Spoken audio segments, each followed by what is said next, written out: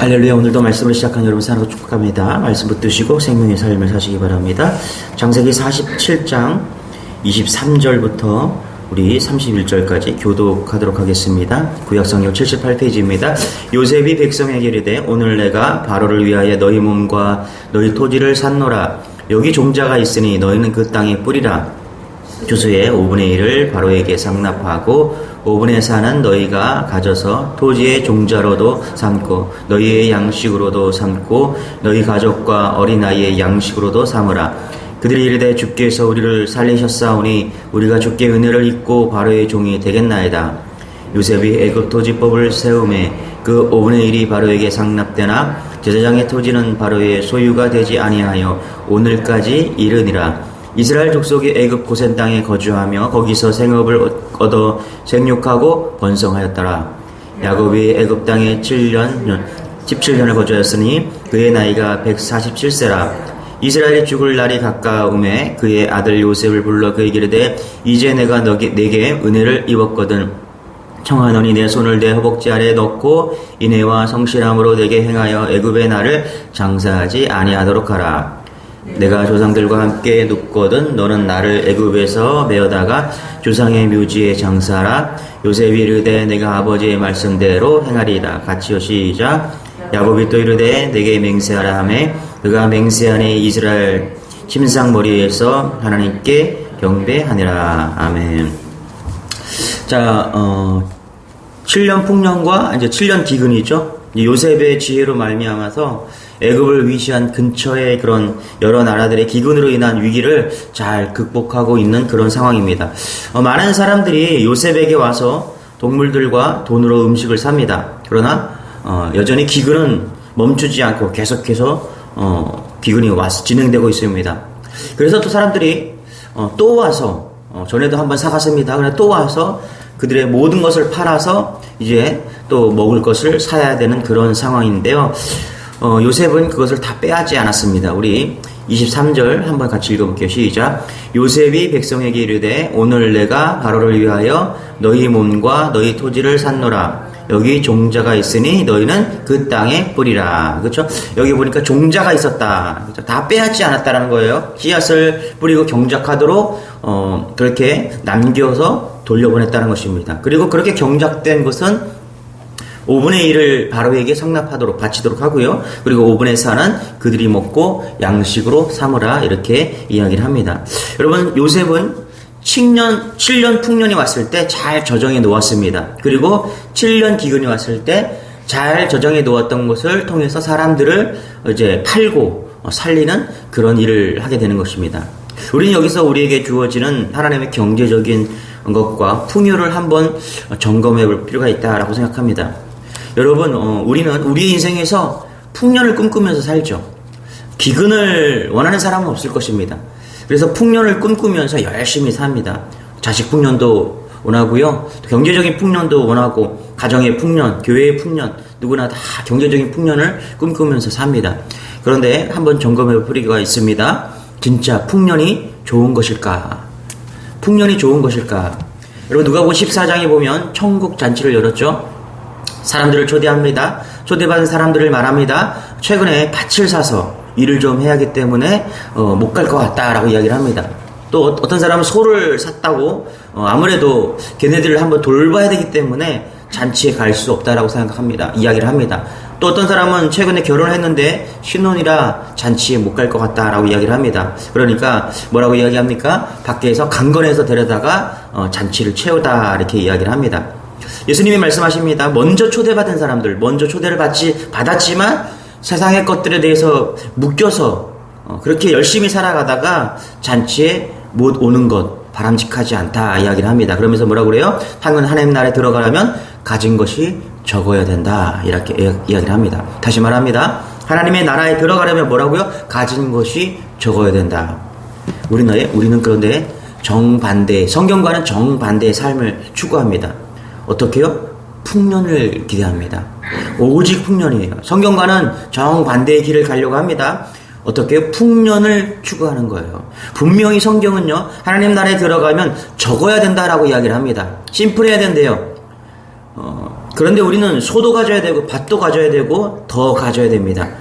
잘 들어야 됩니다. 가진 것이 많으면 하나님 나라에 들어가기가 어렵다. 부자 청년 이야기가 그렇다는 것이죠. 그렇죠? 가진 것을 내어놓으라고 했을 때 근심하면서 떠나갔다라고 이야기를 합니다. 제가 아는 젊은 집사님이 계셨습니다. 하나님께서 부어주셨어요. 1년에 몇 억씩 그렇게 돈을 벌 수 있는 그런 일이 잘 되었습니다. 풍년이죠. 그가 고백을 했습니다. 그래서 교회에 차도 기증을 했습니다. 그런데 놀러 다니고 골프 치고 그렇게 시간이 흘렀습니다. 어느 날 그가 사업이 어려워지고 또 중간에 어떤 문제가 생겨서 감옥에 가게 되었습니다. 신방을 갔습니다. 그의 아내가 이야기를 합니다. 감옥에 갇힌 것이 잘 되었다. 얼마 지나지 않아서 그 남자 집사님도 이야기를 합니다. 젊어서 감옥에서 세어보니까 하나님께서 너무 많은 걸 주셨대요. 지금까지 자기에게 주신 하나님의 그 경제적인 부가 풍년이 얼마였냐면 몇십억이었대요. 얼마나 감사했는지. 그런데 지금이 더 편하대요. 감옥에 있는 그 순간이. 왜 그렇습니까, 여러분? 풍년을 잘 다루지 못했기 때문에 기근을 만난 것이죠. 그래서 여러분, 우리가 풍년을 잘못 따르면 죽어요. 잘못하면 죽습니다. 망가집니다. 그래서 기근보다 더 무거운 것이, 더 무서운 것이 뭐냐 하면 풍년이라는 사실을 여러분 잊지 마시기 바랍니다.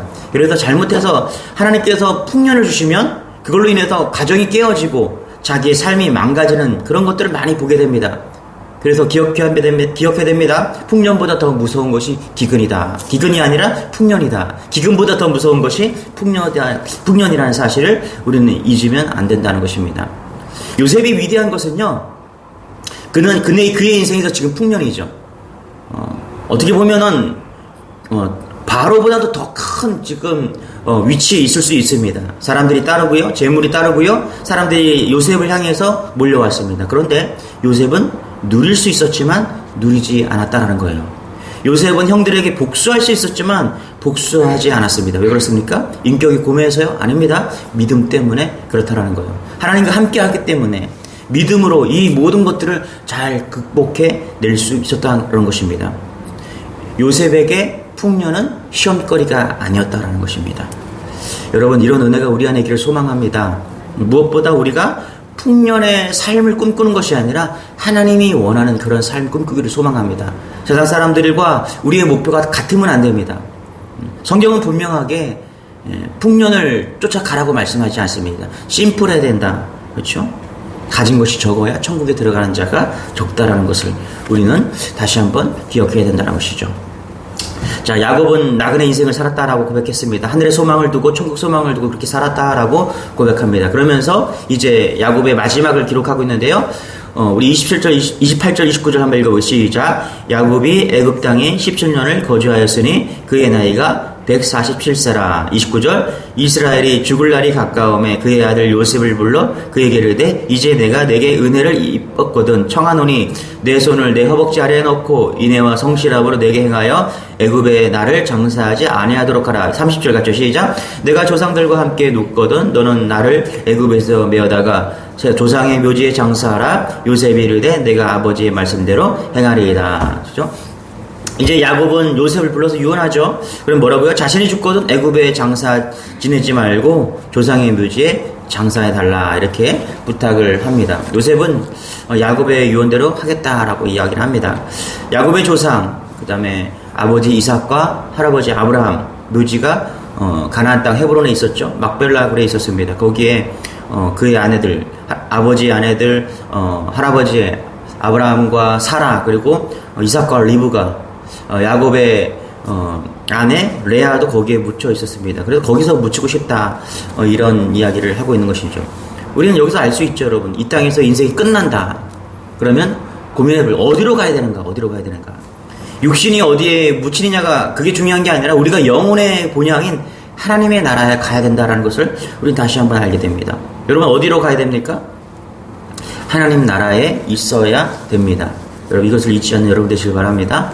성 어거스틴의 고백을 보면니까 어머니 모니카의 죽음과 장래에 대한 이야기가 나오는데요. 모니카는 고향을 떠나서 타향에 살지만 평소에 자신이 죽으면 고향에 있는 남편에 대해서 거기에 묘지 옆에 묻혀달라고 그렇게 부탁을 합니다. 그런데 죽음을 앞두고서 이제 모니카가 그러죠. 고향이 아닌 본인이 있는 이곳에 묻어달라 이렇게 이야기를 합니다. 그래서 어거스틴과 그 형 네비 기우스가 평소 어머니랑 좀 말과는 다르기 때문에 그래서 어머니에게 묻죠. 어머니 고향이 아니라 여기서 묻으라고요. 그랬더니 모니카가 이야기를 합니다.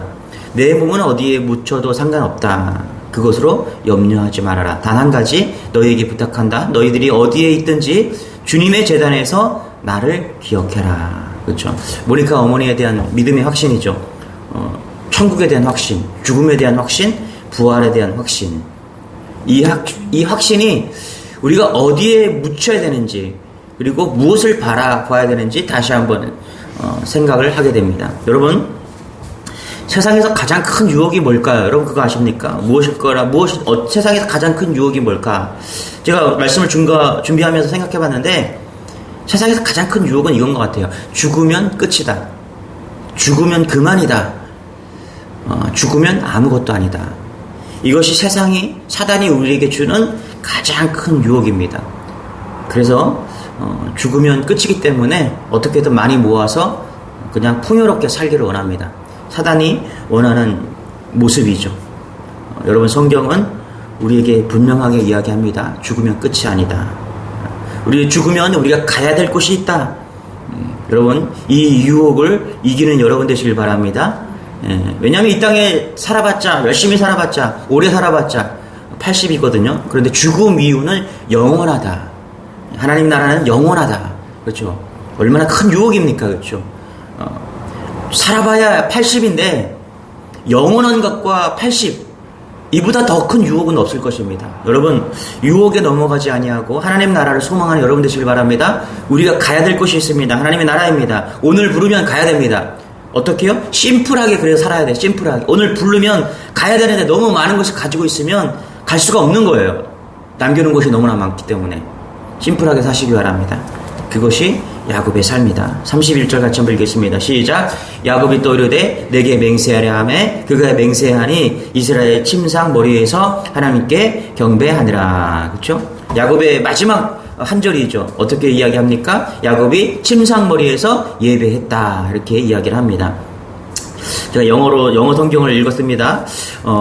KJ 버전으로 읽었더니 Israel bowed himself upon the bed's head. 그러니까 그의 침상에서 예배했다. 이렇게 이야기를 합니다.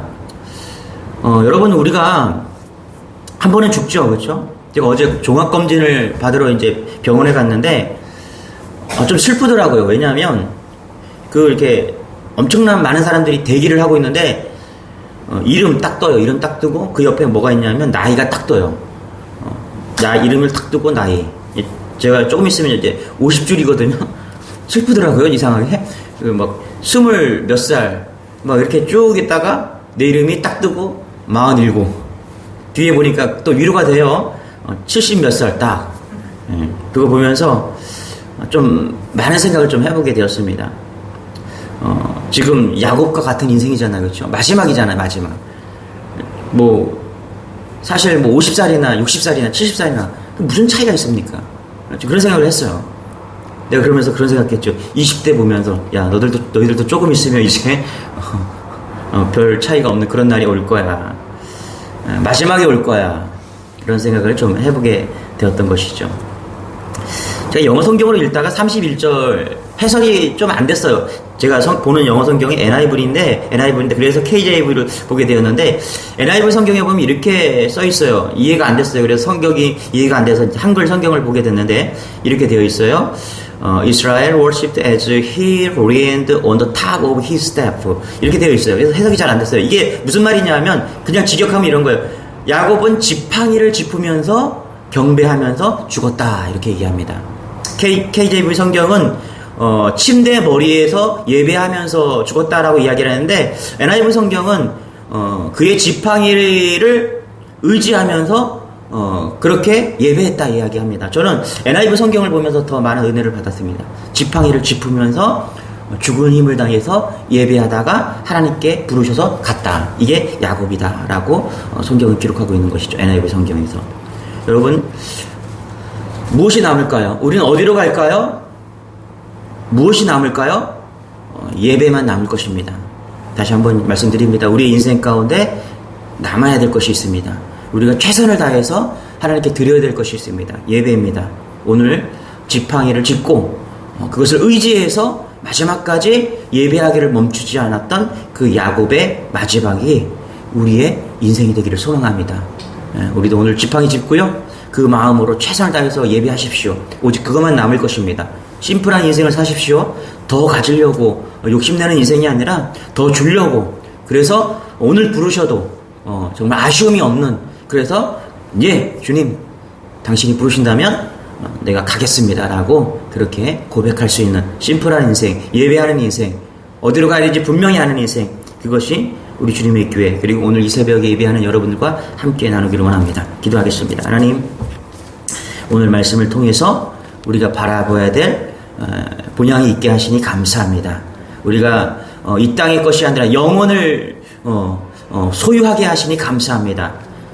하나님, 심플한 인생이 되게 하시고 부르시면 예스하고 달려갈 수 있는 그런 인생이 되게 하시고, 무엇보다 야곱처럼 우리의 지팡이를 짚고서라도 최선으로 예배하는 그런 인생 될 수 있도록 은혜를 더하여 주옵소서. 감사드리며 예수님의 이름으로 기도드리옵나이다. 아멘. 오늘 말씀 붙드시고 우리 주 한번 해주고 기도하겠습니다. 주여, 주님 감사합니다.